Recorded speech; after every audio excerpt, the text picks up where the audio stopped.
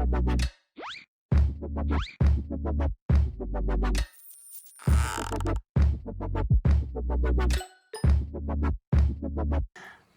I'm Sarah. I'm Drew. Welcome back to Let's Table It. Today we have a top 5 list for you, and it is one of our favorite mechanisms, worker placement. I think worker placement is just so interesting because you can have so many different interpretations of what that looks like in a board game, and just so many different implementations. Yes.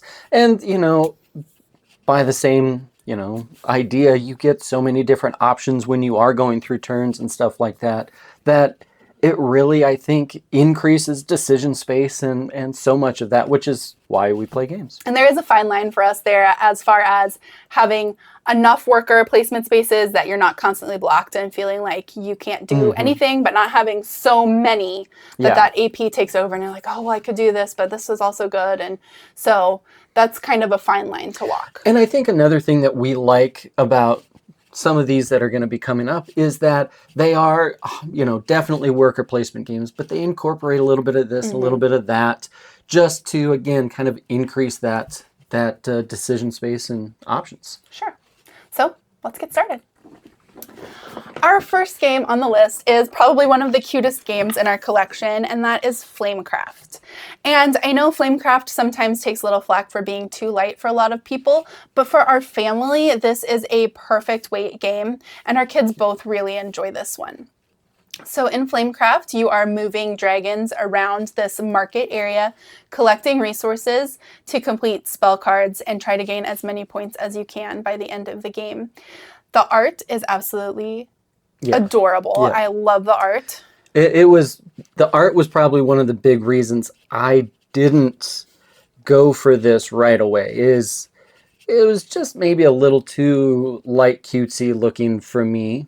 But I love this kind of art. Yes. So Yeah. That is one of our differences. Yes. But once we got to playing it, I really enjoy it. It is on the lighter side, but again, as a family game, this is a really good one for, again, teaching the kids how to kind of think through what they're going to do, what their options are, and in the end, letting them kind of do what they want.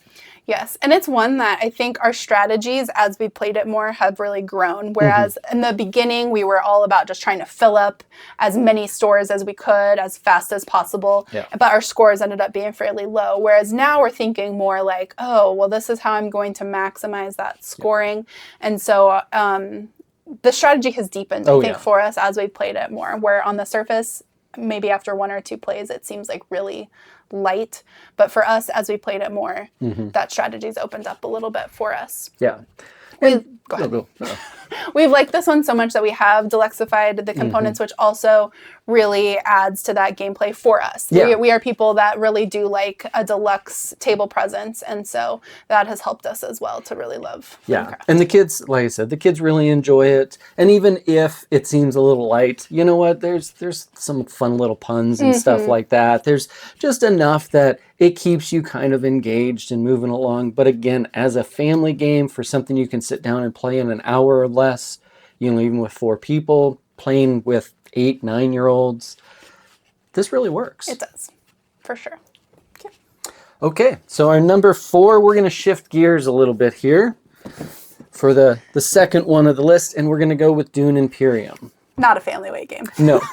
This one is, we were a little intimidated, I think, by it originally, and I know some people will say, well, but that's kind of a deck builder, but that's, again, that's the beauty of this. To me, what you're really doing is, again, going through that selection, that placement to figure out those actions. And then from there, yes, you can get a little bit with the deck or get a little bit for the resource management.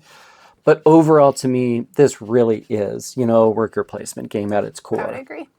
So you basically are going through and collecting resources, trying to, control various areas and things like this. And it's a race to 10 points. And that seems so small, but it is so hard to get those points. It is so hard to get a point. So, I think it definitely is one that plays better at 3 or 4. I don't know that we want to pull this down and play at 2 a lot. At 2, it does have an AI opponent Yeah. that you have to manage. So I do know that. We haven't played it at 2, No. so I don't know how that plays, but I do know that that's something that we've been a little more wary of lately, just because sometimes those AIs are a lot to manage, and There's it a just lot to upkeep, takes away from the fun of the game. Whereas this, when we played with 4, oh man, the crunch was there. Everybody's going down to those last few turns. You see it building. I was so confident because I got to 10 points first, and then Drew comes along and flips his tokens, and he actually ends up winning it. Oh, so yeah, it was. It's got a great end game, I think. Oh yeah, too. yeah, and then that's one of the great things about it is you don't know who's actually going to win at the end. Yeah. But I think there's so much there. There's a lot of meat on the bones. I know they have the other ones too. The Uprising, and now expansions and all that. And we haven't played any of that. We have just played the base game, and it took us probably 2 years of it sitting on our shelf. I think it's still, we think about that, and it's so much fun. Definitely on our list, some of the others, but this one it just hit so well. It was really great.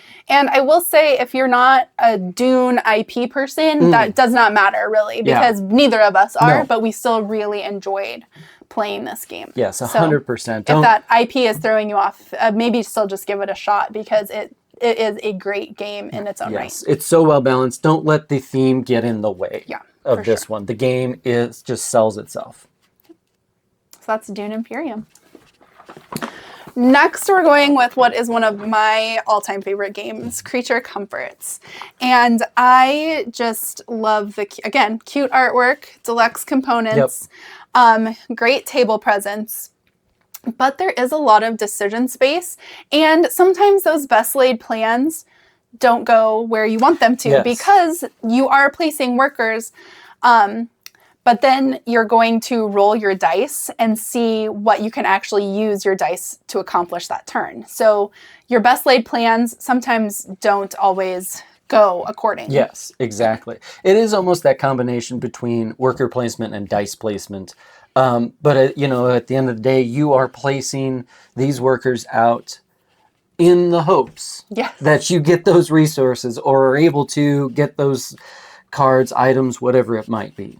And so there is that decision space there of, these are the places I can spend my dice.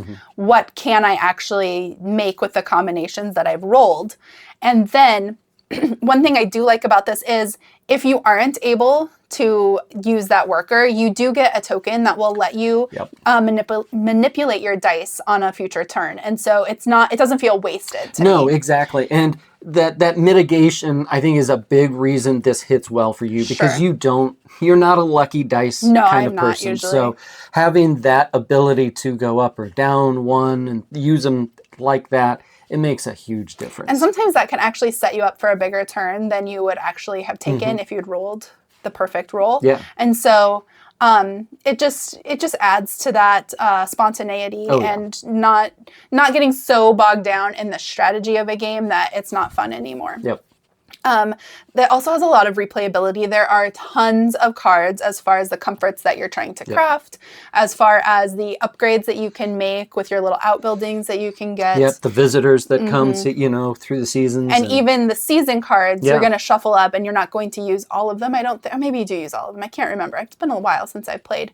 But they're going to be in a different order every time, and a different combination between the meadow and the forest areas. And so it just, you're never going to really play the same way twice. And this is another one that, again, because it's family weight, but it has enough going on, it's such a versatile game for pull it out for the family, but also, we like playing it just the two of us. I've played it solo even too. So and it does have a good solo mode. Yeah. Yes. I will say, the first time we played, Hazen was probably 7. Maybe. And you think it's a kids table board game. Some of their games, even though they say kids table, are a little bit above the level of kids sometimes. And so just keep that in mind as you're going to try a game. I think we played a shorter version of the game, and then it just wasn't for him. And so he's not one that will always sit down and play this with us, but our daughter will. Oh, yeah. And especially if you can take out a season card here and there and just shorten the game a little bit, it can get a little bit long. Yeah, definitely. At higher player counts. And I like that. Again, another way to make it easier to hit the table. Anything like that is a huge plus. For sure. So that's Creature Comforts. Okay, the next one on the list is Architects of the West Kingdom. This one, I think, it kind of is just one of those that is a stalwart. Such a great example of worker placement. And it's really kind of some neat mechanisms to go with. You have so many workers and you think, you know, you're trying to place and get the more workers you have in any given location, the more stuff you get. The downside is you can't retrieve your workers necessarily on your own, or you have to spend turns to do it. Chances are, though, and someone might capture them. Yep, exactly. It gets to be a pretty juicy spot when you've got lots of workers of one player's color in a spot, and they're really raking in those resources. And so, you know, it really does behoove you to capture them and try to get some money out of that action. But I mean, it's another one of those. It's worker placement. There's some resource management. You know, you're building the buildings and trying to score with them. And there's so much going on. It's one of those, I think this one doesn't get talked about a whole lot anymore. Yeah, for sure. I think it's Big Brothers in the West Kingdom series have taken over. And I mean, we did recently play Viscounts and we really enjoyed it, but we still come back to Architects when we want worker placement. Yeah. So. And the great thing here is, again, this is one that I think it plays a little bit easier. The decisions are a little bit easier and things like that. Then especially now that they're moving to the Scholars, you know, have moved to that series and some things like that. Yeah. They're a little heavier. Yeah. I think, again, at the end of the day, sometimes you don't want something that's going to be an hour and a half, 2 hours and have just tons of decisions. This just kind of pares it down and makes it this nice, you know, easy to table. And honestly, so much quicker than I thought at first. Yes. This was another one that took us a while to get to the table. And it was because we would get out the board and there's quite a few spots where you can place your workers. And you have 20 workers and you're like, oh my gosh, how am I going to decide where to put all of these? And then I think some of that overhead learning got in the way of us wanting to play it. But then once we did sit down and play it played so smoothly. Oh, yeah. It's so intuitive once you get going Yep. that all of our worries about it were kind of dispelled right away. Yeah. So definitely Architects of the West Kingdom has become a worker placement staple for us. Definitely. Okay, and our last worker placement game of our top 5 is a classic, Viticulture. Viticulture is one of those games that, again, it's right up our alley. Yep. We love the theme, and it has worker placement spots, but it's not so overwhelming. And actually, you have to take into that decision space, saving some workers back because you have to go through the whole year with your workers. And so dividing them up and making sure you can still do what you want to do is actually pretty tricky. Yeah. And, you know, being able to get more workers and do some things like that, there's always that crunch of, I need more money, or I need, there's a lot of decisions, and it's really a tight game. It really is. And the way we play it takes us a while to ramp up and get everything set the way we want it to. And then about 3/4 through our play is when we really start ramping up those points. And so it's one that we always have to go into thinking, yes, it's kind of a slow roll for us as far as building up those engines to get us points later. But it is so satisfying once you get everything built up. Yeah, and it's, like I said, it's almost always tight and really close at the end. You're never quite sure. You're both we jockey for the points, and it's another one of those that has that mechanism that a little bit like Dune Imperium of here's the end goal. This is how many points, but man, how you make it there is really different. And again, the ramping at the end. There's so many. The other great thing is there's so many cards. So variability when you play is always there. And I think that's something we've realized as we played it more is how important those visitor cards can be in helping you achieve those goals. Yeah, I think early on when you start playing the game, it's about, well, I got to plant these, then I have to harvest and etc. But those visitors really can cut some time off of that production or get you that money, however you use them, etc. So.